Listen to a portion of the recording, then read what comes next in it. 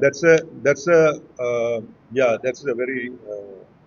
very important questions that you are asking me and asking the IFSAP also.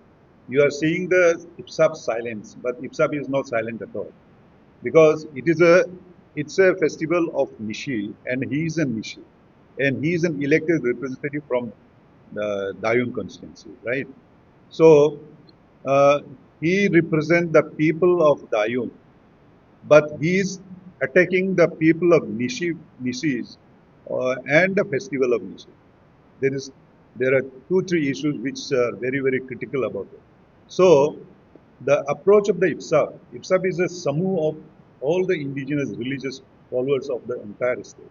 Therefore, IFSAP, if the IFSAP has to say now, IFSAP will be saying not only on behalf of the Nishi also, but not only as Nishi, but IFSAP will be saying as Khamti, as Mismi, as Talot, Adi, Tagin, everybody.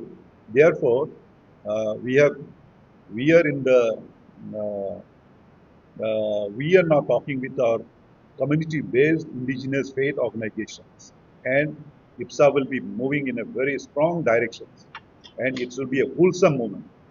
Not only it's the component, the one of the component of IPSA is Nishi is no doubt, but IPSA will be moving not as Nishi, IPSA will be moving as an IPSA and fighting for the this maneuver that Mr. Nikh Kamin has said as an elected, constitutionally elected member, he should not have said that.